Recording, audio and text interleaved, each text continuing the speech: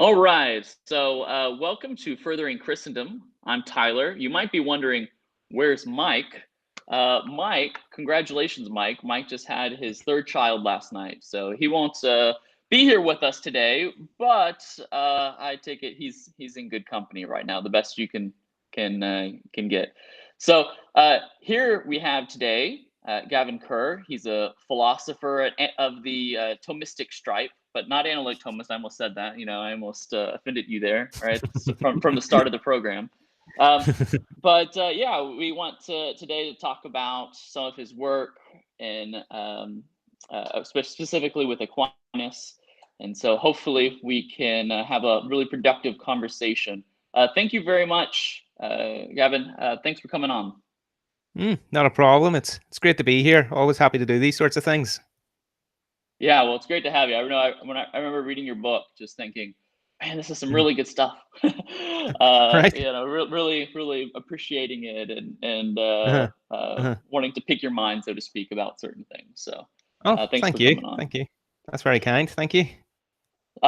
So, unlike Mike, who is really gracious and able to do these sorts of conversations in a more appropriate manner, I'm kind of like the analytic philosopher who just bluntly states out random questions for you to answer because it's about it's what I care about.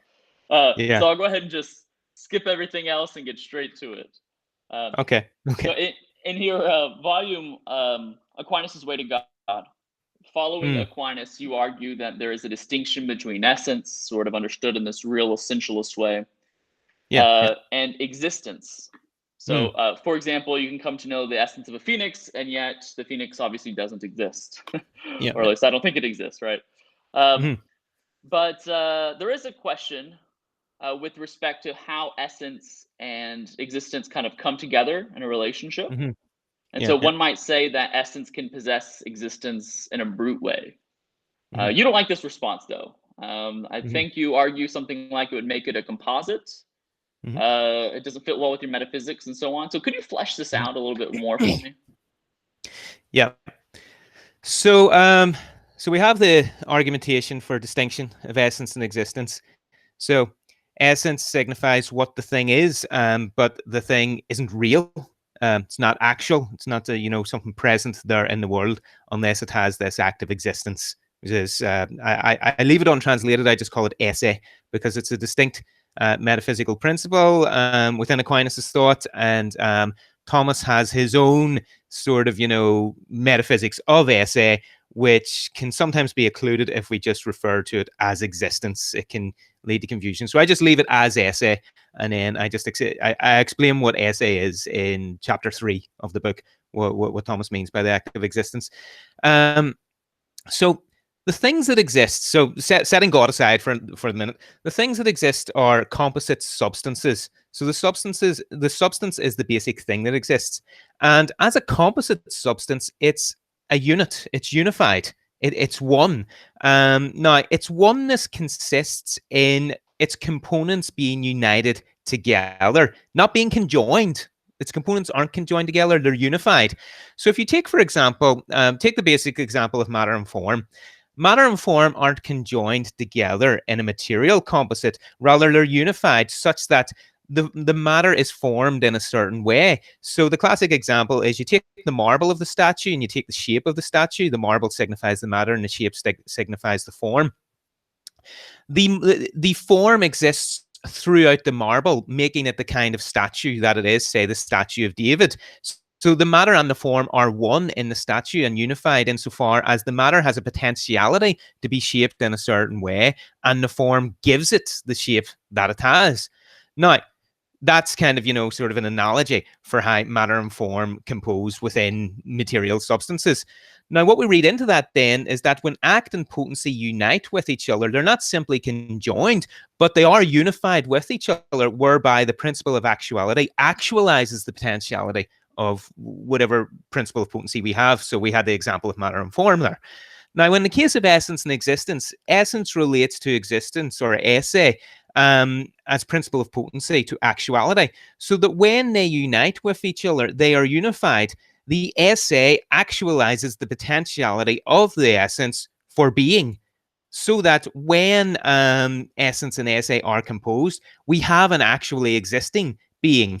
So essence and esse aren't component parts which are somehow conjoined to produce some third thing. Rather, they're unified with each other, and in their unification, you have the existing substance.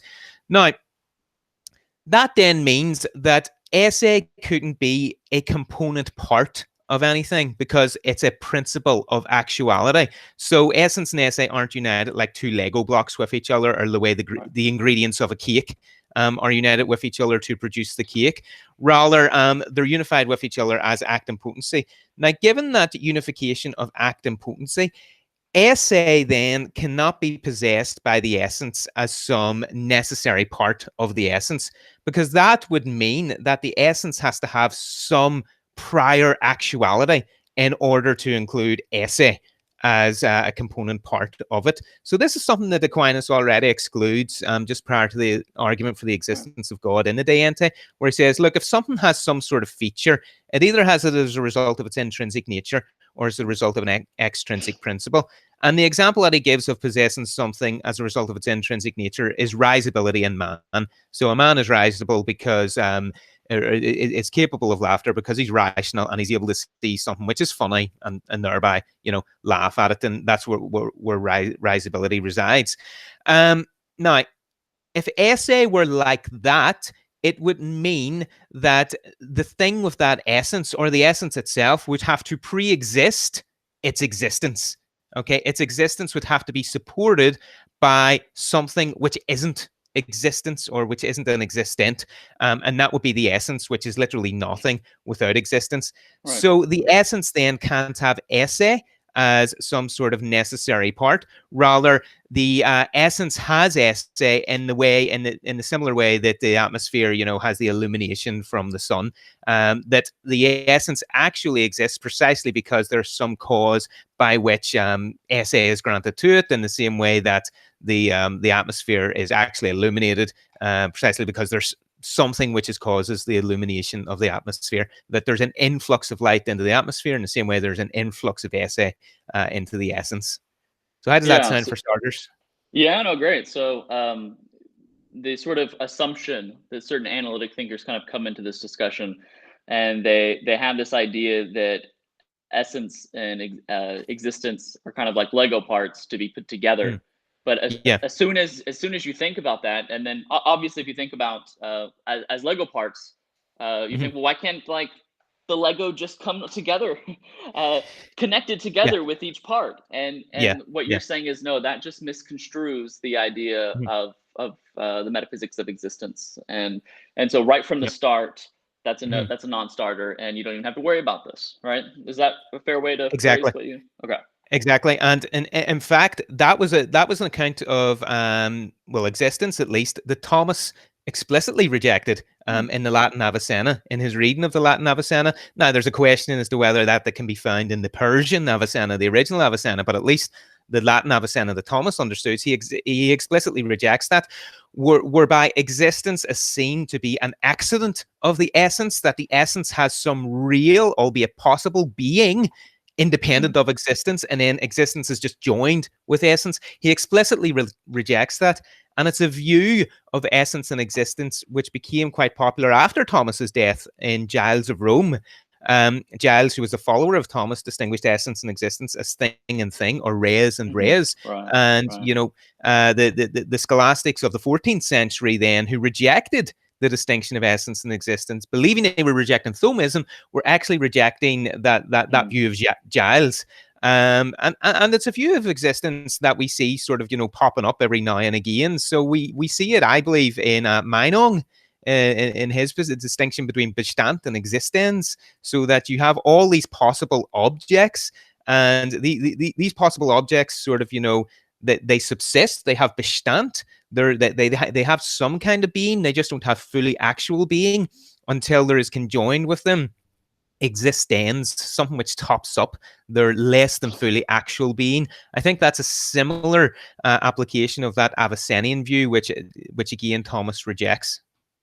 All right. Okay. No, that's very helpful. So when it comes to postulating sort of an explanation, right, for how it is that essence participates in. Maybe that's an okay phrase for you. Existence. Yeah.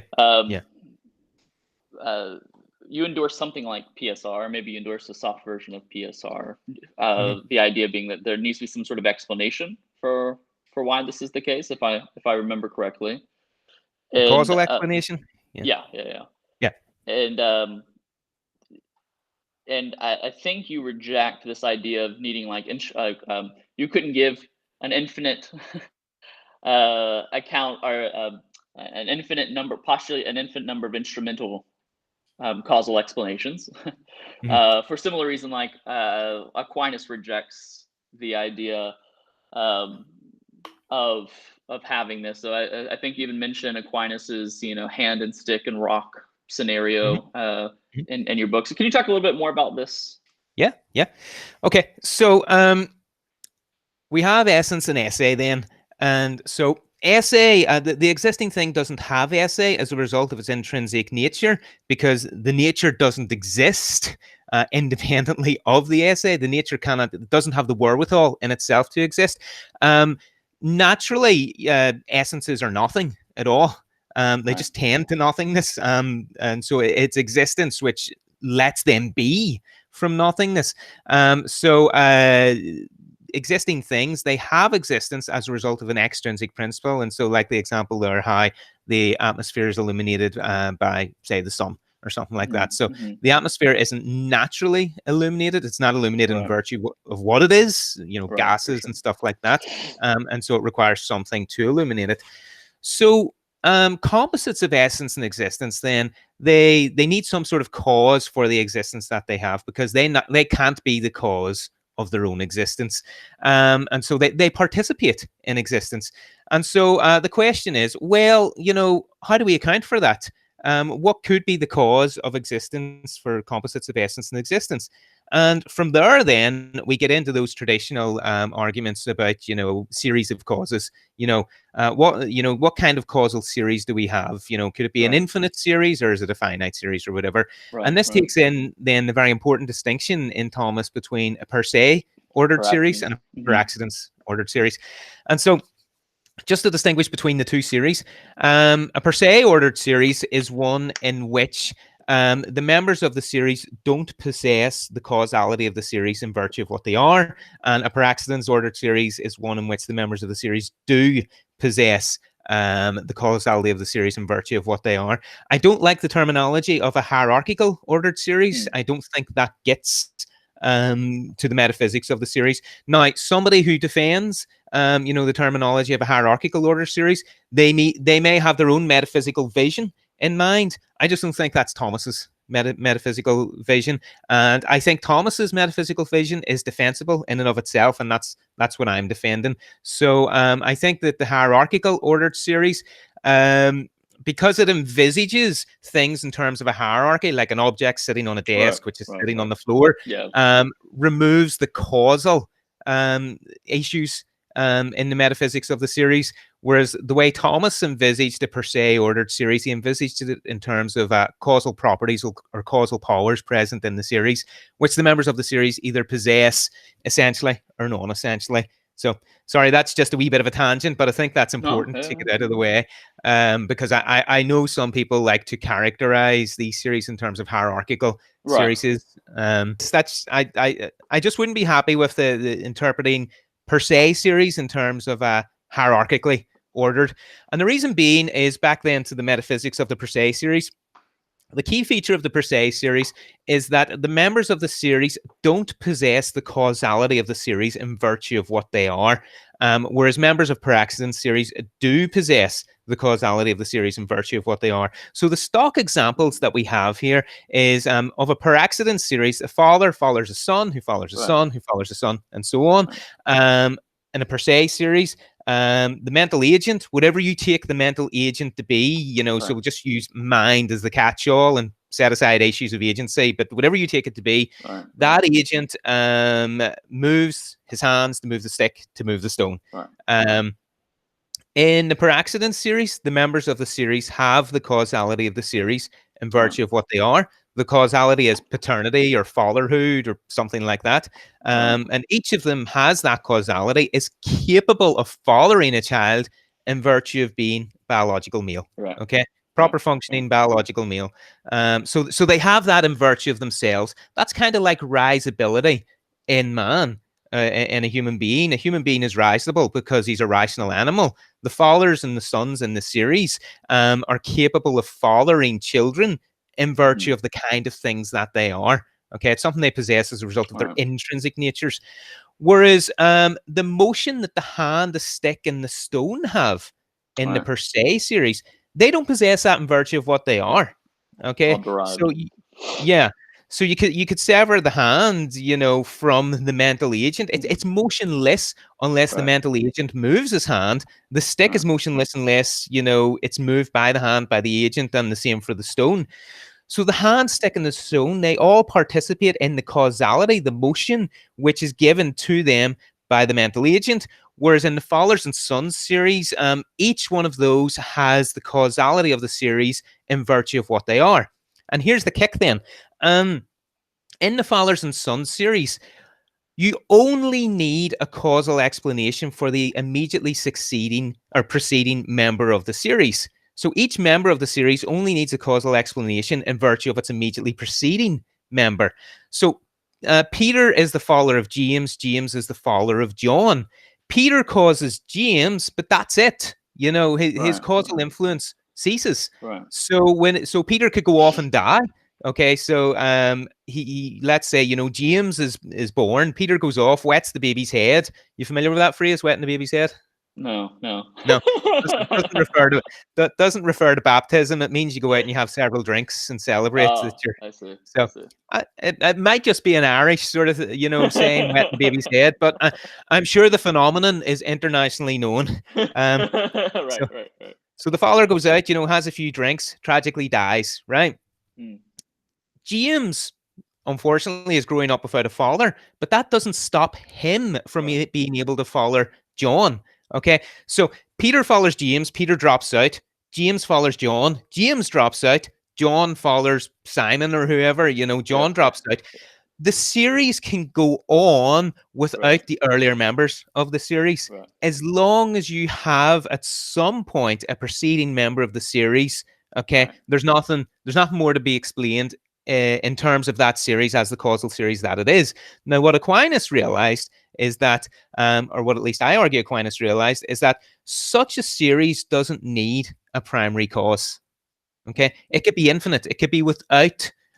Well, I shouldn't really say primary. I should say without a first in this respect, because I'll distinguish a first from a primary when we get to the per se series. So such a series could be without a first cause. So that would be like, in David Hume, the dialogues concerning natural religion, if you have an infinite series, of particles, and each one explaining the prior one, that's kind of like that. You could have an infinite series of fathers producing sons, and everything is explained in terms of the causality of paternity, because you have one father produces a son, the father drops out, that father produces his son, he drops out, and so on. As long as it's successive, what you have is only actually finite, but it's potentially infinite. Okay, so it's actually finite, potentially infinite. Another feature to be aware of with such series is that Peter produces James, James produces John. Peter is not the cause of John. Peter is the cause of James, and James is the cause of John. And this is evident in the fact that Peter can produce James and go off and die, and James can produce John. John is produced even whenever Peter is non-existent, thereby indicating that Peter isn't the cause of John. So there's some salient features of per accident series. But now when we consider the per se series, the case is different. So we have the mental agent moves the hand to move the stick to move the stone. Hand, stick, and stone don't possess the causality of the series in virtue of what they are, in virtue of being hands, sticks, and stones. They don't have motion, and so they need to get their motion from something else. So they participate in the motion which they get from the mental agent. Now, the mental agent is taken to be the primary cause in this series precisely because it has the causality of the series in virtue of what it is. Mental agents are just those things which can originate motion. For whatever reason. That's just that's little benefits of having a mind, of being able to envisage something to do and to originate motion. Another example, a non-conscious example, is a fire heats a pot, which heats the contents of the pot. Fire heats in virtue of what it is, and then the pot is heated and the contents of the pot are heated in virtue of being brought close to the fire. Remove the fire or remove the mental agent, and the causality of the series disappears unless some other cause comes in to preserve that causality. So let's say, I usually transform the hand, stick, stone example to the golf player on the golf course. And, let's assume he's teeing up at the golf course. He moves his hands to move the club, and then he suffers some irreparable brain damage and dies. Okay. The motion of the series is lost. He doesn't follow through. He doesn't hit the ball. Gravity takes over or something else. So motion is still going on, but it's motion now from another source, another primary cause, which is able to move in virtue of what it is. The point there being is that if you take away that primary cause, which is the mental agent in this case, the hand, stick, and the stone, they don't have motion because they've got nothing in which to participate for their motion. So hand, stick, and stone have nothing to participate in for motion, and with nothing to participate in for motion, then they're motionless. And that's like, whereas I compared the causality in the per se series to the likes of risability in man, something that man has in virtue of what he is. The causality in per se series is something like the illumination of the atmosphere by the sun. You take away that cause of the illumination, the atmosphere ceases to be illuminated. The causality drops out. So the point there then is that in per se series, causality is not explained simply by appealing to the immediately prior member of the series. Rather, it's explained by coming upon some cause which has the causality of the series in virtue of what it is, which is the mental agent in this case.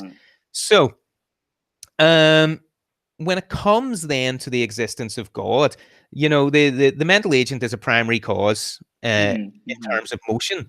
But it's not an absolute primary cause, because a mental agent is also caused in a certain respect, say by laws of nature, it depends on his matter and so forth. So it's not an absolute primary cause.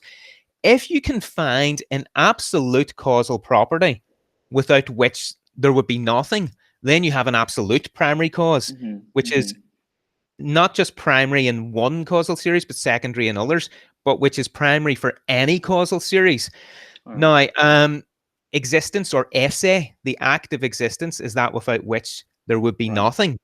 So if the act of existence or esse is a causal property in a per se ordered series, then the primary cause of that, which has esse in virtue of what it is, which is just esse itself, is an absolutely primary cause, secondary to nothing. Everything is secondary to it because everything would derive its actuality from it. Now, that esse, or the act of existence, is a causal property in per se series, like motion in the hand, stick, stone series, is clear from the fact that causal properties in per se series, and this is how I distinguished them at the start, and which is why I don't like the hierarchical view. The causality in a per se series is possessed by the members of the series, not in virtue of what they are, as opposed to per accident series, where they do possess a causality in virtue of what they are. So when it comes to existence, then we ask, do the members of the causal series possess existence in virtue of what they are, or is distinct from what they are? Well, we've already established that they possess existence in a causal fashion as distinct from their essences. So essence, existence, composites are members of per se series whose causal property is existence. Given the metaphysics of such series, there has to be a primary cause which possesses the causality of that series in virtue of what it is, which is just pure existence itself. So I think, first of all, that characterization of per se series then gets us to that sort of primary cause in a kind of not only a more efficient manner, but a metaphysically tighter manner than the more hierarchical view. And what it entails then is that we have an absolute primary cause on which everything will depend for its actuality, because nothing is actual unless it has existence, and this is the cause of existence for all else. And it has to participate in that in order to sort of be in movement, so to speak.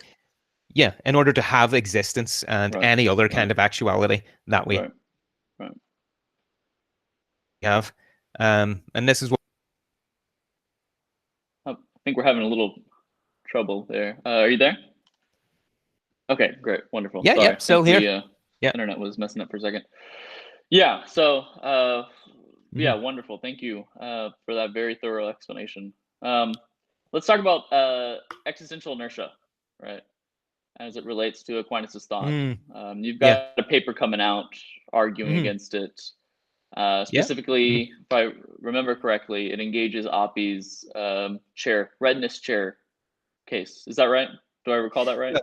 Well, that sort of comes up, but I mean, Oppy doesn't really have, kind of, at least thus far, he doesn't really have, a sophisticated presentation of existential inertia. It's kind of, it comes in that response paper to Feezer, and he gives the example of how the readiness of the chair remains unless something comes along to knock it out. But there are other authors. He doesn't give like any jointly necessary and sufficient conditions for existential inertia, or he doesn't give a thorough explanation of. In fact, I don't even think he mentions the phrase existential inertia. I think he just gives this example and sort of utilizes sort of the view. But yeah, sorry. Not to interrupt you, but just was curious to see if what's kind of the main content of that paper. What do you argue for, especially in light of Oppy's comments, and just for the viewers who have no idea what we're talking about. Oppy says that there doesn't need to be anything an act outside of a chair in order for it to have its potential of being read actualized, as long as nothing outside of it comes in and sort of intervenes to change up maybe act on some other potential, maybe the potential to become blue, then it can remain red as long as everything continues to go as normal. So yeah, anyway, go ahead. Yeah. So, I mean, the paper that, we're alluding to then is a response to, one of Ed Feezer's arguments from 5 proofs. I think the proof from motion he's responding to, where one of Feezer's premises, I don't have it in front of me, but one of Feezer's premises is that the cause or the actualization of the potency in the thing has to be concurrent with the thing, and Oppy takes exception to that, and so he draws upon what in the literature has been referred to as existential inertia.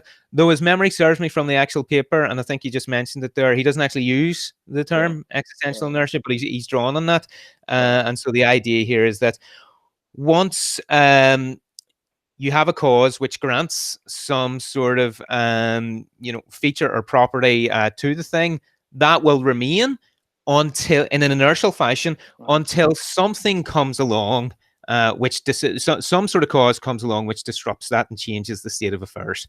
So you do need an initial sort of cause, but then once that initial cause has done its work, kind of like the father in the father-son series, that will remain. Okay. So I remember reading that, and I remember somebody sent it along to me to read, and I remember thinking, okay, right, well, this is something for Feezer to deal with, and he's a big boy, he can deal with it. But I remember thinking, well, it's not really threatening to Thomas at all, because first of all, he's talking about the kind of causality which you find in the father-son series, in per accidens ordered series. In other words, he's talking about a kind of causality which a thing has in virtue of what it is, or which a thing can sustain in virtue of what it is. So like risability in man, fatherhood in the father-son series, or the redness in the chair. The chair can sustain redness in virtue of being, well, a physical object in the world then, which is colored in a certain way, painted or dyed in a certain way. Until something comes along and stops that. So he's quite clearly, thinking of per se or per accident series, not per se series. And I just remember thinking, well, I mean, Thomas is talking about causality in per se series, whereby the members of those per se series don't have the causality in virtue of what they are, like hands, sticks, and stones, in which case they need to participate in the causality of something which does have the causality of virtue of what it is, such that unless they participate in that, they just would not be, exercising that causality. So hands, sticks, and stones just would not move unless the mental agent or some other primary cause of motion moved them. And that's, the example of the golf example.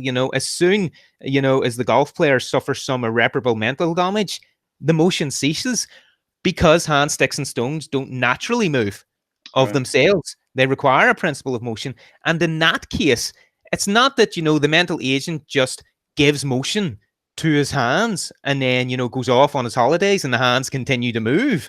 The hands will only continue to move so long as they're participating in the motion that the mental agent gives them. The stick will only continue to move so long as it participates in the motion that the mental agent is confined to it, or some other primary cause of motion is given to it, such as gravity or, basic physical forces or whatever. And the same for the stone. Because it's a participated causality and the participant doesn't have the participated causality unless it participates in, that which is the participated causality itself, the things then won't have that causality. So that was my immediate reaction to Oppy. But then all of a sudden, I started getting these questions and these emails, what do you think of this? Doesn't this undermine the deity proof? And I'm like, have you read the deity proof? And it seemed to me that a lot of readers had been reading, Fieser and Fieser's defense of the argument from motion, and taking that then to be identical with Aquinas's deity proof or existential proof or whatever, when there are subtle differences, such as the difference between the hierarchical series and per se series, or the fact that it's not one of Aquinas's actual premises that what actualizes the potency has to be concurrent. That's that's an inference from the argument, or from how he construes per se or Praxis interpreting Aquinas. Yeah, gotcha. Totally agree. Yeah, so it's not Aquinas uses. And so I mean, I had people asking me. I even had somebody attribute to me that premise, and and I was kind of like, well, hold on, where do I actually make that claim? Which I never do. So I mean, I thought these were key differences, and no, that's fine for Fieser. Fieser, I think Fieser is explicit. I'm not doing Thomist scholarship and defending Thomas. I'm a Thomistically inspired, contemporary defender of theism. So he's doing Fieser. He's being Fieser, and defending theism from principles inspired by Thomas. But he's not doing Thomistic scholarship and defending Thomas. So there's just a bit of a subtle difference there. In any case, that's he's not doing straight up exegesis. Instead, he's looking at sort of the key ideas of Aquinas and putting them into 21st century context using the tools of analytic philosophy or something like that. Kind of like that. Whereas, I mean, I kind of see my project as I think Thomas was right, and I'm just defending his being right in a contemporary context. It's kind of a subtle difference. I'm just defending the fact that Thomas was right. Gotcha. So there is a philosophical, that's not just exegesis. It requires a lot of exegesis, but there's also there is that defense aspect as well. And that kind of comes in on the analytical Thomism thing, which you want to talk about later. So we'll flag that up just as a bit of a subtle differences to the kind of projects we're engaged in. But in any case, that's the whole context in which this came up. And I thought, well, I'd received this invitation to contribute to a special edition of a journal, and it was on, contemporary approaches to St. Thomas. And I thought, well, look, this is an issue which is kind of coming up, maybe I'll just, do a paper on this. So Oppy was kind of the springboard, but, there was not lots of other papers, but there was a few other papers in the past. So the existential inertia objection, I think the first to actually apply it to the case of the existence of God was Mortimer Adler. Adler. But it had kind of adherents previously, so Spinoza has this notion of a conatus essendi, a striving for being with things. And then I think it goes right back to Democritean atomism, that you have just these brute sort of components of things, which so long as they exist, so long as they're present in the things, you have an existing thing.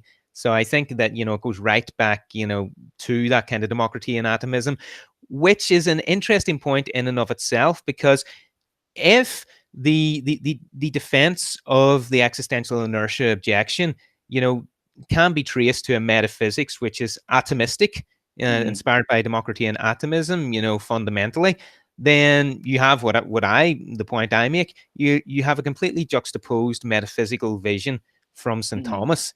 And so a defender of existential inertia has to defend that metaphysics. Okay, instead of just giving a plausible account of what existential inertia would look like, which is what the authors like Baudot and arguably Audi and others do. You need to actually give a defense of the metaphysics which makes existential inertia plausible, and that leads me sort of into my response in my paper, which is forthcoming, which is that given Aquinas' metaphysics and the Metaphysics of Per Se series, that things participate in existence in order to be, such that they would not be, because they're naturally nothing, they would not be unless they participated in existence. They only exist so long as they do participate in the act of existence. Remove that, okay? Remove that cause of existence. You remove the existent thing entirely, because the thing is not such that it can just sustain an active existence, which it doesn't have in virtue of what it is, because it's naturally nothing. It would be like trying to hang something on a hook which isn't there. It would just, it'd be like trying to nail mercury to a wall, and you can't do it. Whereas if you capture mercury, in a thermometer, you can nail the thermometer to the wall. It's that kind of idea. So that existence as a causal feature of things doesn't behave in things the way, the color of a chair does in the chair, or the way fatherhood does in the Fathers and Sons, or the way risability does in man. It's a completely different kind of causal scenario. And now, the metaphysics which Thomas uses to establish that, and which I explore in the first 3 chapters, about the first 100 pages of my book, before I even talk about the causal principle, is quite well and neatly laid out, and I think quite well established. I think at the very least it has quite robust argumentation in its favor. And so a defender of existential inertia will have to give at least as equally robust argumentation in its favor. Now, a defender of existential inertia could just say, well, no proponent of existential inertia is ever going to accept Thomistic metaphysics. And it's like, and, to which my response would be, well, fair enough, but there's the argumentation for the Thomistic metaphysics. Can you do any better? Instead of just saying, we have this alternative, can you do any better? And it raises a point, which is this is a sort of, might be a tangential issue, but it's an important point to make, that when we look at how these arguments are treated, with Fieser and Oppy, going back and forward with each other and others, they're treating arguments for the existence of God as if they are independent pieces of philosophy in themselves. But in Aquinas and in the scholastics more generally, the arguments for the existence of God are part and parcel of, deriving a metaphysics, of doing metaphysics. So, for example, the argument in the De Ente is not just a little argument you tucked away in chapter 4, which we can just take out of that. Rather, St. Thomas is writing a treatise on, being and essence and how they relate to each other. And in the course of doing that, he gives this argument for God. So the argument for God presupposes that whole metaphysical context, which is one of the reasons why I explored it, because I thought you get all this metaphysics here prior to the argument for God, and so you've got the whole groundwork laid out, and then you have the argument. So you can't divorce the two from each other. But what I sort of see in this back and forth with Fieser and Oppy is that they are divorced from the metaphysical context. Both of them have a lot of metaphysical baggage. And you do see that coming out. Like, I watched the Capturing Christianity debate, and they were getting into the metaphysics of act and potency. That's where the argument needs to happen, not just, examining isolated arguments. It needs to happen on those metaphysical foundations, because it's those metaphysical foundations which will determine whether or not you're sympathetic to existential inertia. And for the Thomist, existential inertia just doesn't emerge as an issue because it's implausible on the Thomistic metaphysics. And, the Thomistic metaphysics has robust argumentation in its favor. I go through that in the first 3 chapters of my book. So the invitation then is, well, look, give us either show how that argumentation is faulty, or Right. give us sufficiently robust argumentation to find existential inertia Otherwise. plausible. And so my paper then says, well, look, given this metaphysics, this is and given that this is what existential inertia would look like as a piece of philosophizing, because there's been very little sort of presentation of existential inertia in the literature. Right. So you kind of have to speculate, well, it could be this, or this. Yeah. And I says, well, right. And I kind of drew those speculations from the papers that we have, the half a dozen or so papers on existential inertia. Right. So I kind of made the point then, well, look, given the metaphysics, none of these accounts of existential inertia is plausible. They all kind of, come up against the rock of Aquinas's metaphysics. And, given his metaphysics of essay, existential inertia just doesn't make sense. So whatever account of existential inertia you have, it's always going to envisage existence as a causal property within a per accident series rather than a per se series. So it's always going to envisage it as a causal property, either conjoined with the essence or something that an essence has intrinsically, never as some sort of causal property in which the thing participates. And so the Thomist is always going to reject it, and has good right to, given the metaphysics that he has. Yeah. Okay. Yeah. So how does that sound, Dan? Yeah. No. Great. Yeah. So as you know, because I sent you the paper and we talked about it. Thank you. Mike and I wrote a paper responding to Oppy as well in the Hate Drop Journal, and we kind of give two responses. One is just mimicking Phaser's response that he gave in one of the Capturing Christianity debates that you mentioned. We're going back to the redness in the chair. He argues that in order for the chair to remain red at T2, that there still needs to be something existing outside of redness itself that is sort of inact. Namely, there needs to be certain microchemical properties, right, that are positioned in a particular way, that are moving in such a way that the potential for the chair to be red is turned into act, and so forth. So it seems like there still is something, at least according to Phaser, that still needs to be in movement, so to speak. That's not redness itself, something outside of the redness that's conferring the redness. So was curious to get your thoughts on that. Yeah.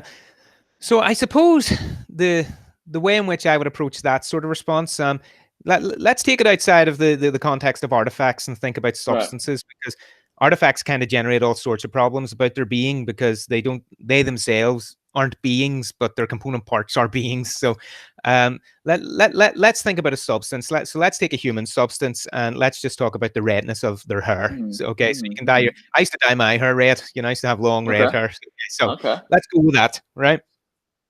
So I have an active existence, and I participate in my active existence, and all properties and features, any actual properties and features I have, are ultimately dependent upon my active existence in order to be. The being of my hair is dependent upon the being of me. Okay, the being of the color of my hair is dependent on the being of me. And so you can have some sort of, let's say hair dye, which comes along and, changes the color of my hair. But that only sort of remains in existence because it depends on the being of me, and I participate in an active existence for as long as I am. So that's how I address. So the chair would have to be the redness depends on the chair, right? Is that what you're getting at? Yeah. Okay. Yeah. So so the idea there is that it seems to me that Oppy's suggestion turns on the thought that the chair could change color, and the chair changes color when you bring along, the hair dye or whatever, and that existence would be like that. That existence sort of subsists in the thing the way the dye exists in the thing, so that once something else comes along and changes, the dye of the chair to blue or black or something, mutatis mutandis, that's something coming along and knocking the thing out of existence. My sort of point is that, well, existence isn't like that. Remove the redness of the chair, you still have the chair. Remove the existence of the thing, you don't have the thing any longer. So existence doesn't behave in the way that something like a that color goes right with your point that you made earlier in reference to the main response of your paper, right? Is that color is not like existence itself. And so trying to draw the same conclusion is just basically like a category mistake. Yeah, and that's the distinction of causal series, that you know, existence is a causal property in per se causal series, and so doesn't behave in the way that, you know, risability or followerhood or whatever, you know, behaves in Praxton's ordered series. So back to color then, the only reason why the color subsists in the substance is because the substance subsists, and the substance subsists because it participates in an active existence. Right. Yeah. So the two cases are not alike, is my point. Right. Yeah. Right. No, I agree. I think. Are you still there? Okay. Cool. Yeah. So I think our responses, they're different, but yet kind of getting at the same thing. I think ultimately, they're kind of taking a little bit of different routes to get there. Yeah, we had a wee bit of a cutout there, I think, internet issues, but yeah. I said I think our responses are they kind of say similar things. I think like there's a lot of similar stuff going on in the background, right? The response Phaser gives and the response that you give take a little bit different routes to get there, but I think they pretty much arrive at the same place. Yeah. I think the reason, just, you know, the difference there is that I think I'm sort of arguing outside of the examples in terms of, you know, the metaphysics. You know, how would this sit on a Thomistic metaphysics? Whereas, as I understand your own paper and as I understand Phaser's reactions, you and he are sort of arguing within the example and showing how, you know, problems and inconsistencies arise from within. Let's quickly change gears. Running a little bit out of time, but really want to get this question for you because I'm really curious about your book on Aquinas and creation. Sadly, I haven't been able to read it yet, but if you were to give like a 2-minute pitch, so to speak, about what's it about, what you argue for, what would that be? Yeah. Okay. Well, the first thing to say is if you're running out of time, I've got plenty of time. I don't know if you're running out of time, but you have me as long as you want. That is very kind. But so with regard to the book on creation, so I finished the De Ente book with an account of what creation would look like, because obviously if God is the, you know, the primary cause, pure existence itself, then everything derives existence from him. Well, that obviously has, you know, a kind of, you know, a transfer to what is the meaning of creation, because famously Stephen Hawking said in The Brief History of Time, you know, he has a model for the universe whereby there is no beginning, there are no boundary conditions, but the universe is still finite. So you have a finite universe, but you still have it's without a beginning, and so there's no need for a cause. And well, I thought, well, Stephen Hawking, this is a bit problematic. This seems like, you know, what do you call that logical fallacy? Is denying the antecedent. If anything has a beginning, it has a cause. The universe doesn't have a beginning, therefore the universe doesn't have a cause. And that's, you know, that's the logical fallacy, because, you know, if I'm a school teacher, I have a job. I'm not a school teacher, therefore I don't have a job. Okay, so that's the fallacy. So I sort of pointed out in an article which I wrote years ago for religious studies and which was incorporated into the book, that you can have a beginningless universe and still in need of a primary cause, because all it really means when we appeal to a primary cause is that anything within that beginningless universe would be dependent for its existence. Every individual thing in the universe dependent for its existence. That's the whole thrust of the per se series. And so there's something then about creation and about the metaphysics of creation which needs unpacked here. And I thought, well, one of the readers of the book suggested that I do a follow-up on the metaphysics of creation because it ties in so neatly. And so that's what I did. So then I wrote the book on creation. And when I came to looking at the nature and meaning of creation for Thomas, in several places, he gives it as a definition of creation, that to create something is to produce the thing in esse, to produce the total substance in esse. So to grant an active existence to a thing, that's what it is to create. And in two important places, in the De Potentia and in the Summa Theologiae, Aquinas traces the trajectory of historical thinking on creation from the pre-Socratics up until his contemporaries. And he Mm-hmm. points out that we only arrive at a satisfactory account of creation when we have an account of there being some cause for the actual existence, for the essay of things. Thomas says we only really get that then when we get to the Neoplatonist thinkers, kind of influenced by both Plato and Aristotle. And that's when we have this notion of esse as a causal property. So the whole idea of the metaphysics of creation was a natural continuation of the proof of God on the basis of the metaphysics of esse. And the book then explores how the metaphysics of esse runs throughout the metaphysics of creation with regard to the history of reflection on creation, the agent of creation, and nature of creation. We were just talking about the chair there with its different properties. That pertains to the metaphysics of the object of creation, because the substance has the active existence, and every sort of component part of the substance, every metaphysical part of the substance participates in that active existence. So my accidental properties participate in my being, and I participate in an active existence in order to be. So everything in some way is suffused by the active existence that the creature has. So that's an important chapter which I enjoyed writing.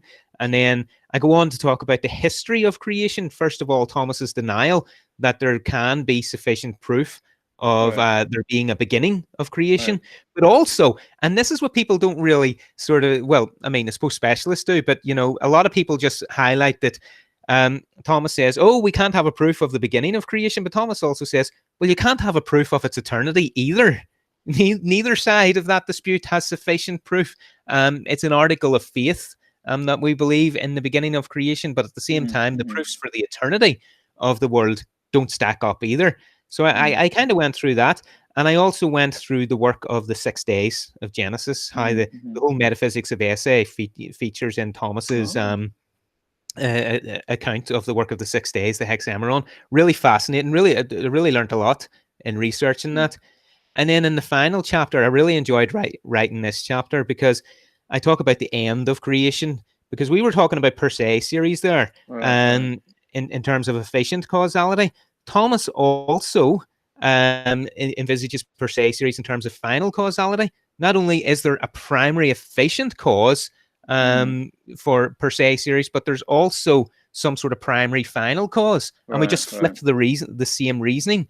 And so not only is there a primary cause for the existence of all things, there's also an ultimate end, which is the good itself. And so I end the book then that all of creation then is ultimately ordained to the perfection of man, of human beings, which perfection then can only come with Christ. So Christ is the end of creation, and that's how the book ends. So so creation is brought to completion, and it's human destiny to be united with God through Christ. Yeah. That'll preach. But there's a few hundred pages of metaphysics before we get there. Yeah. Very good. I look forward to reading it in the future. Okay, cool. Yeah. I got a question about your love for analytic philosophy. My love for analytic philosophy. Yeah. Most people, I think, at least from the analytic tradition, if they opened up, for example, Aquinas' Way to God, and they start reading, they go, oh, this guy is analytic. Or if they knew about analytic Thomism, they'd probably say, this guy is an analytic Thomist. Yeah. You don't like that label, at least as it applies to yourself. Can you explain why that's the case? I mean, you've kind of given little hints throughout, but can you kind of one of the talk about it? Yeah, so the first remark to make is there's no hard and fast identity to analytic philosophy. When you try to give an account of what analytic philosophy is, some analytical philosopher comes along and says, well, I don't do that, and I'm an analytic philosopher. Right. So I kind of, it was a bit of a cheeky observation, but it was a cheeky observation which other analytical philosophers have made. And they just run with it. They're happy with this. And it's to the effect that analytic philosophy almost seems to be any piece of philosophical activity which I enjoy right now. Seems to be what analytic philosophy is. I'm an analytical philosopher, and I enjoy this piece of philosophy, so it must be analytic philosophy. And I think it's a bit of a cheeky remark, but it's something that I drew from Timothy Williamson in his book, what do you call it? The Philosophy of Philosophy. And it's something that I drew from a few other analytical philosophers as well. And it's to the effect that analytical philosophers don't really have an identity. Michael Dummett tries to give them an identity in The Origins of Analytic Philosophy, and he says, well, look, analytic philosophy is a philosophy of language. It begins with Frege, and it follows that trajectory. When if you're not doing the philosophy of language, but you think you're an analytical philosopher, you're within the analytical tradition, but you're not an analytical philosopher. Okay, so he tries to give it an identity in that way. Yeah, that's plausible as far as it goes, but I mean, I think there isn't a doctrinal or systematic account of what analytical philosophy is. Sorry, go on. I think some people just mean like, hey, I really like science and what science tells us about the world, and I'm writing really clear and using logic. So I'm an analytic philosopher, right? I mean, that's kind of like the standard rough version. If you ask someone for a non-sophisticated answer, I think maybe that would be the reply. Yeah, you do see that as well, but you take somebody like Heidegger, right? Heidegger, first of all, he wrote about mathematics, he wrote about science. He was well up in his mathematics. I'm actually told by somebody who's a specialist on Heidegger that he actually examined some doctorates in mathematics. I don't know if that's true, and so that's authority. But in any case, he does have that paper on mathematics and philosophy in that Basics Writings book, which was translated by Krell, I think was the name was. So he has a paper on mathematics, on philosophy, he writes on science and philosophy. So Heidegger takes an interest in science. Heidegger takes an interest in mathematics. Heidegger is clear, rigid, precise, and that's why he's so difficult to read, because he's so clear and rigid and precise, and he takes no prisoners. You have to kind of just follow him extremely carefully. He doesn't just rely on you riding the waves of sort of language and kind of seeing what the philosopher means. He's just rigidly precise, and so if he's going to make a point, every point that he makes in his language is a point well made, and you can't kind of you can't be sleeping when you're reading it. But Heidegger seems to have all these properties of what that analytical philosophers praise, and yet he is the arch nemesis of analytical philosophy. And Husserl is the same. Michael Dummett contrasts Husserl with Frege, and sort of points out how Frege goes one way and Husserl goes the other, and Husserl typically is taken to be sort of that at least one of the points where analytical philosophy kind of diverges from so-called continental or phenomenological philosophy. I suppose the general point there is that there can be an interest in science, precise logical reasoning in the continental tradition, in the non-analytical traditions in philosophy, and yet they're not recognized as analytical philosophy. If a philosopher working in those non-analytical areas applied for a job which specified specialism in analytical philosophy, there would be question marks. I wouldn't say they wouldn't get the job because it's up to the panel, but there would be question marks. This person doesn't meet the criteria. They're not doing analytical philosophy them or something. Yeah. So it's kind of like what Augustine says about time in Confessions, Book 11. If you don't ask me, I know what time is. But if you ask me, then it'll be hard. It'll be difficult for me to say what it is. And it's the same with analytical philosophy. It's as if we all know who the analytical philosophers are, and we all kind of generally know what analytical philosophy is. But once you ask for an account of it, you don't really sort of get any definite answers. I think the best answer is that it comes from a definite period in the history of philosophy. And there hasn't been enough sort of distance from that period in the history of philosophy to form an account of it, to see it as a particular way of philosophizing. We can talk about the scholastic period because it's gone now. We've had modern philosophy, the move away of scholasticism. So we can see scholasticism as a definite sort of period in philosophy and way of doing philosophy, and we can designate the boundaries. We can't do that yet for analytical philosophy because you still have people claiming to be part of that tradition of philosophy.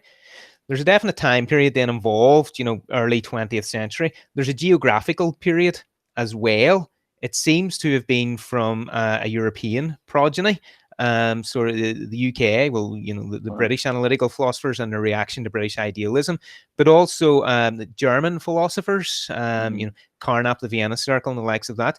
And there also seems to be a political dimension to it as well. It seems that many of the founding fathers of the analytical philosophical movement had to escape Europe in the 20th century. And some of the members of the Vienna Circle had an explicit, political sort of activism about them. Right. Who was the famous sort of Marxist from the group? Was it Neurath? I'm not sure. I know there were political advocates amongst the group. Right. But in any case, then that's sort of their way of philosophizing. Sorry, go on. Yeah. Do you think that that Quine and Carnap, Russell, do you think they'd recognize what Plantinga and Swinburne, let's just use those two as examples. Would you think that they would recognize them as being in the same tradition that they are in, doing what they're doing? That's an interesting question, because let's take the example of Quine. Yeah. I'm not sure that Quine actually, appropriated for himself, the identity of analytical philosopher. I think for somebody like Quine, he was just a philosopher. Somebody like Russell is a much easier case, because Russell saw himself as definitely philosophizing contrary to the British idealists and championing his new logic. Whereas somebody like Quine was, I'm just doing philosophy, and this is the kind of philosophy that I'm doing. But he never saw himself as, contributing to a specific analytic philosophical project. Even the same for somebody like Peter Strawson as well. Key figure in analytical philosophy. Wittgenstein, another hero of analytical philosophy. You do get other analytical philosophers like Carnap, let's say. There was a definite philosophical project there, which that was the positivist project, and they were advancing that project. I think it would be easier to say, that for those analytical philosophers who were advancing a project and a vision of philosophy, I think they would be wary of philosophers like Plantinga and Swinburne. And others as well. I mean, you're getting Hegelian influences in analytic philosophy now with the Pittsburgh School, and even with Strawson, you were getting the Kantian influences, and there were reactions to Strawson, because I mean, the thing was, we don't do Kant anymore. That was the part of it. The logical positivist movement. It was a certain reaction to Kant. Cassirer and Heidegger had a certain reading of Kant, but Carnap had a different reading to Kant, and Carnap, seemed to want to give an account of space and time and our relation to the world, which is much more Humean than Kantian. And really, it's reducing them to intuitions or whatever. Yeah.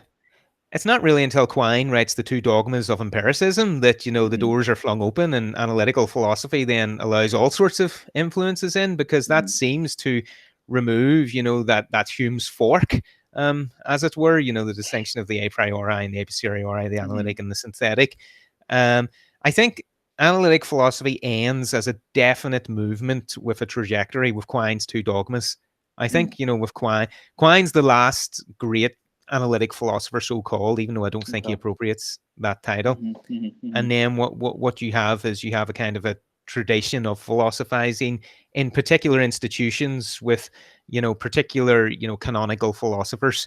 So you think it's more like political and sociological rather than actually something substantively there that you can sort of categorize with jointly necessary and sufficient conditions. It's more political and sociological, where we know the right sort of people. We have a certain canon that we're both using that's common to us, and maybe we all focus on being clear or something like that. And that's just kind of that's more what it means to be analytic than actually a real genuine tradition with its own projects and interests and so forth. Yeah, and I wouldn't even put being clear in that, because Wilfrid Sellers, analytical philosopher, is not clear at all. John McDowell. I mean, have you read John McDowell? You know, again, analytical philosopher. When I read John McDowell, I have to have a lie down afterwards. Sometimes it's exhausting. Yet I think he's brilliant. So I don't think even clarity can be, Okay. seen to be something of a So seem to be it's a something of a feature. sociological term, and it's not really clear what tradition people who think they're in the analytic tradition are actually in. Mhm. Maybe in Yeah, retrospect one day we'll figure that out. But for yeah. now, why not just carry the label? Why not for just say like pragmatic reasons or something? Are you against carrying the label? Like, do you think? Um, Because I've heard of arguments that maybe it can, it doesn't it making a big deal out of the divide, like kind of what you were insinuating earlier, can actually hurt people in reference to the job market, right? And so maybe yeah, we should just do away with the label altogether, or yeah. do you think it carries convenience? It outweighs Mhm. those other considerations. Yeah. Yeah. I mean, well, so I think generally in philosophy, I think those kinds of labels are unhelpful. Um, I think the only sort of, first of all, the first label that you should have is as a philosopher. Um, and then I think only after that, the only sorts of labels that you should really carry are the more doctrinal ones. Mm-hmm. So, realism, for example, Mm-hmm. that's a meaningful kind of label, because you can appropriate to yourself and you can say you're an epistemic realist, a Right. metaphysical Right. realist, or Right. whatever. Right. And then after those sort of doctrinal ones, labels which would embody a set of doctrines like Right. Thomist, Right. Kantian, or whatever. I think the kind of label like analytical philosophy, which doesn't really have any sort of content to it, Mm-hmm. Mm-hmm. does, set up divisions within the field where there ought not really to be divisions. Mm-hmm. And I think with regard to the job market, yes, I think Mm-hmm. that's a problem. But I also think with regard to the particular kind of philosophy which, an institution engages in and specializes in, that also can be a philosophy. If an institution has taken on an identity of this is the kind of philosophy that we do, and only this philosophy, I mean, Mm-hmm. that can be damaging to, perhaps, some good philosophy which could be done out of that Okay. institution and the library resources which are there. Now, don't get me wrong, you can have institutions that say that, we work, the sort of philosophy which our faculty engages in is in these areas broadly Mm-hmm. construed. That's not Right. like, a sort of dogmatic assertion that we only do this. It's just that the kind of faculty that we have, this is where our strengths lie. Mm-hmm. Mm-hmm. Um, but having a sort of dogmatic, or having a sort of label like, we do philosophy in the analytic tradition, in the job, Yeah. advertisements, we want somebody who, writes and publishes in the Right. analytical Right. tradition. I think that's a wee bit myopic. And Okay. I think that's contrary to the spirit of philosophy, that it carries with it the implicit view that philosophy is analytic philosophy, Mm-hmm. which I Mm-hmm. don't think it is. Um, and now that kind of relates to sort of my point about analytical Thomism. Do you want me to go on to that? Is that a neat bridge into that, or Yeah. Yeah. should Go we? ahead. Yeah. Yeah. So yeah, there was this issue, whether or not I sort of see myself as an analytical philosopher, and I know people, have sort of said kind of about my work is that, oh well, if you work in analytical philosophy, you kind of, Kerr's work on, Aquinas and the proof of God, Mm-hmm. it'll Mm-hmm. appeal to you. Because it's the kind of philosophy that we do in analytical philosophy. He's familiar with all that stuff, and it's like, right, okay, sure, but first of all, I'm also familiar with the Continental stuff as well. It doesn't make me a Continental philosopher. Philosophy is unable to come to terms with Aquinas' metaphysics of esse, or metaphysics of the act of existence. And what I did, I wrote a paper on, Aquinas' metaphysics and analytical philosophy. And I tried to give some sort of an account, a broad catchment of what analytical philosophers are doing when they're doing metaphysics. And you see that in chapter 3 of my book as well, when we look at different kinds of existence. And it seems that for Thomas, the act of existence is the fundamental Right. metaphysical principle beyond which nothing. So we have some sort of fundament there which Right. explains everything else. And analytical philosophers seem deeply uneasy with that. When we get to some sort of, basic fundament, we don't just think our way into it. We don't just Mm-hmm. engage with the phenomenon itself, the way Heidegger talks about it, and kind of come to terms with it and dwell with it. Rather, we try to analyze it in terms of something which is more tractable, with something that we can, get our teeth into. So one of the analytic accounts of existence, which seems to come closest to Thomas's view, is that of actualism. That there is something about the actuality of a thing which distinguishes it from the mere possibility of the thing. So that's like the likes of Robert Adams, that there is just something about the actuality of the thing distinguishing it from its possibility. But even on that account, actuality isn't fundamental. It's possibility, which is fundamental. And then we have a look and see what it is that distinguishes actuality from possibility. And, I go through other accounts of existence as well, and I point out that none of them just treat existence as basic and fundamental in the way in which Thomas does, and in the way in which Thomas is able to draw metaphysics from it. And that sort of disclosed to me that I think one of the reasons why analytical philosophy can't do that is because in order to do that, you have to, embrace the more phenomenological approach, that when you come across some sort of metaphysical reality, which is explanatorily rich and on which we can base a metaphysics, you have to dwell with the phenomenon and think your way into it and come to terms with it. There almost has to be a kind of an intellectual intuition of the phenomenon that you're having. And ever since Kant, philosophers, aren't happy with intellectual intuitions. But you almost have to have this intuition of being and dwell with it, and then start giving an explanation of what it is that you have intuited, such as the metaphysics of esse. And I argued in the paper that I don't think analytical philosophy can do that.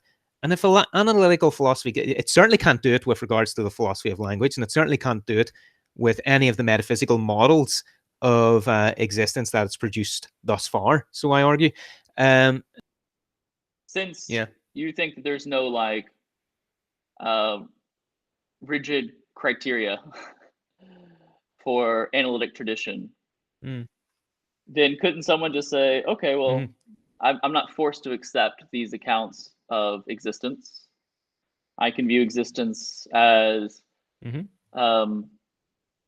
sort of not able to put in fully into univocal language, but to understand that there's this, I can make sort of precise and clear analogs about what it is or what it isn't. And so there's nothing constraining me from viewing existence in a particular way if the analytic tradition really has no sort of rigid standards, so to speak. And so then if you view it like that, and you don't view analytic philosophy primarily through language and those other obstacles that you mentioned, then it seems like someone could consistently sort of identify as an analytic Thomist. Now, of course, the objection I imagine would be, well, why just use the word analytic if it doesn't mean anything? Or and then maybe you just think it's a good sociological tool to help tell the person. So if I, for example, told you, hey, I'm an analytic Thomist, you probably would be like, oh, you've read Phaser and Stump and Kerr and whoever else, and they can kind of situate you a little bit better, as a quick phrase, so to speak. Where if I usually run into a Thomist, all of a sudden they start talking to me about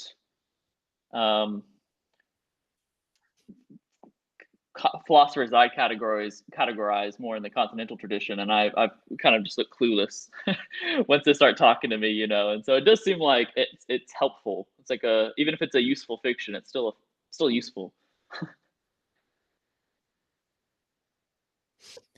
I suppose what I would say there is that okay, so I remember somebody, they were doing a paper on Aquinas on the act of existence, and I forget what it was. It was one of those sort of things that just came up on Google, and I saw it referred to myself in one of the papers, and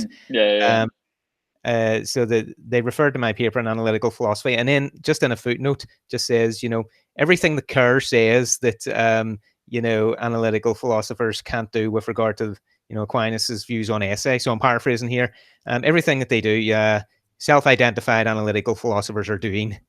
And I thought, well, that really doesn't settle the matter, because what makes them analytical philosophers? That's the point. My point is that, and this is returned to your point. My point is that certainly they are philosophers, and philosophers can come to terms with this stuff. And as philosophers, we can talk about Aquinas and we can talk about Frege and whatever else. But when all of a sudden you start to introduce analytical, all of a sudden you, as you point out, you start to categorize in terms of what I'm comfortable with and what I'm not comfortable with.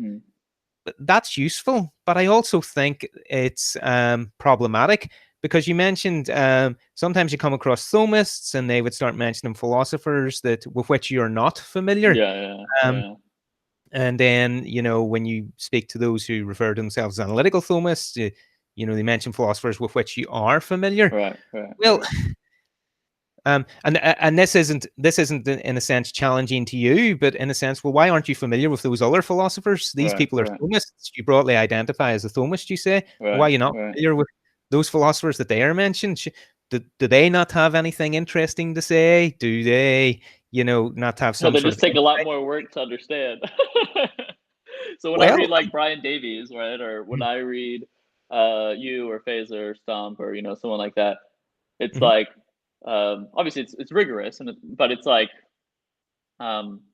it's using a particular vocabulary and a particular style that I'm accustomed to, such that I can easily I won't say easily, but I can have a much easier time sort of going through. I've tried reading some more Continental Thomists before, not with the lack of trying, and it's so much more time consuming just because I'm like, define what you mean, or can you summarize what you've discussed in a nice succinct paragraph, just to make sure I follow exactly what's important, or a syllogism here or there wouldn't hurt.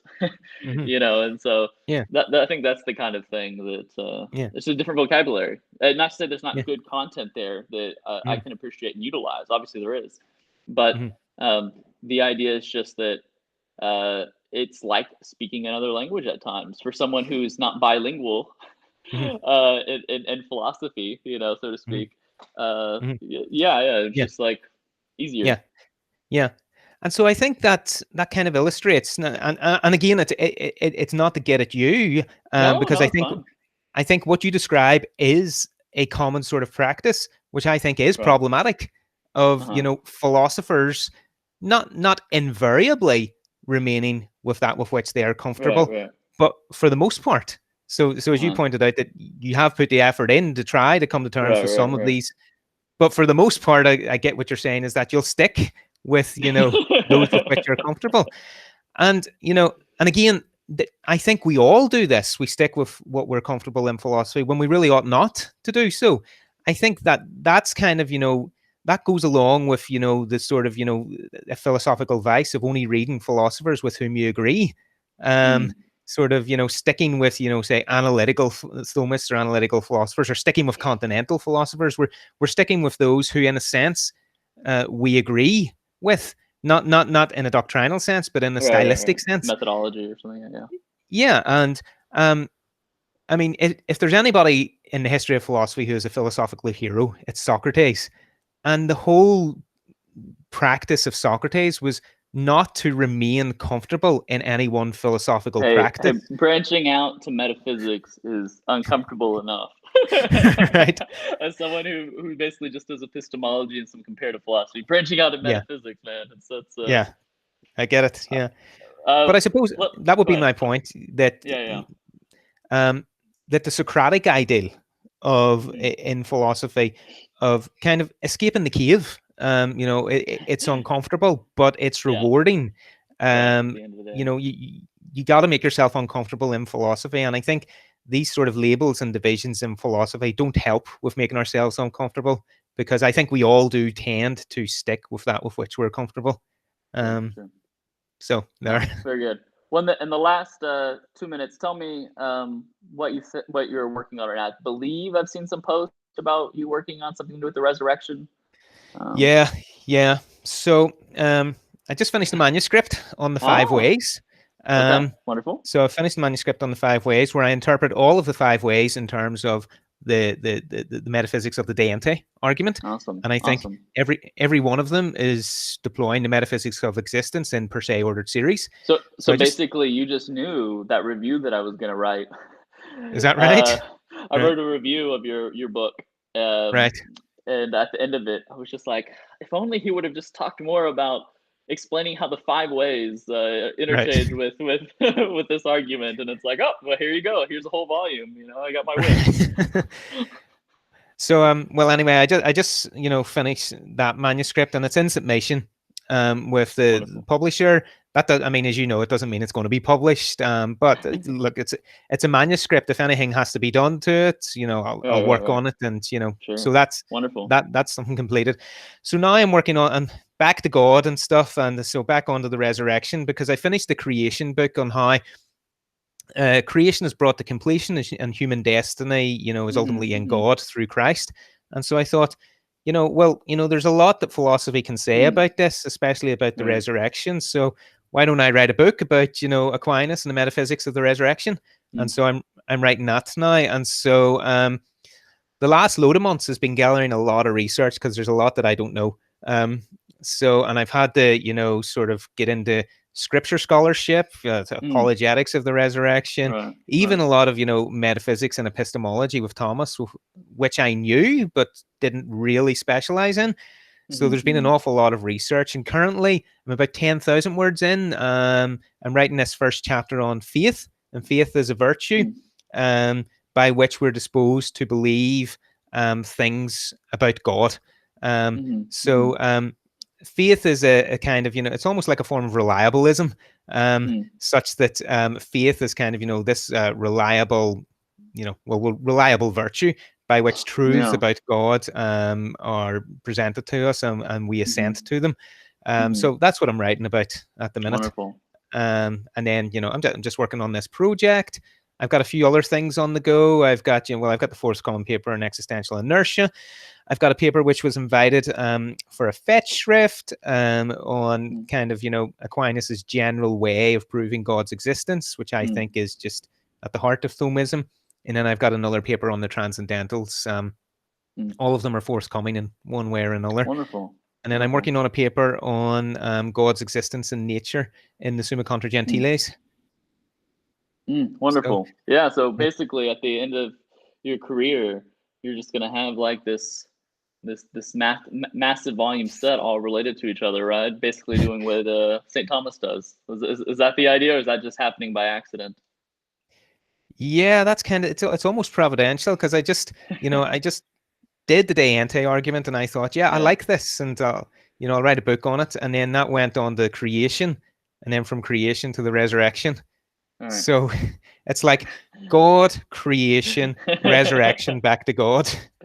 Well, if you're doing anything on the beatific vision or have any good papers on it, let me know. I'm supposed to write a paper by the end of next month to present it at a AAR EPS meeting. Right. So I need to probably get to work on that sometime in the near future, given that I've got about a month to write it. So if you've got any good resources on beatific vision, definitely do send my way. But, I do. I've got a lot on that. Wonderful. Well,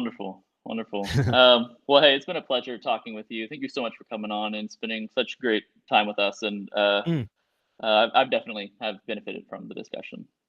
Okay, thank you. Yeah, it's good crack, except for the getting cut out, with the internet and stuff. But yeah, it was good crack. I'll edit that, or Mike will edit it out. Yeah. Well, thank you very much. Not at all.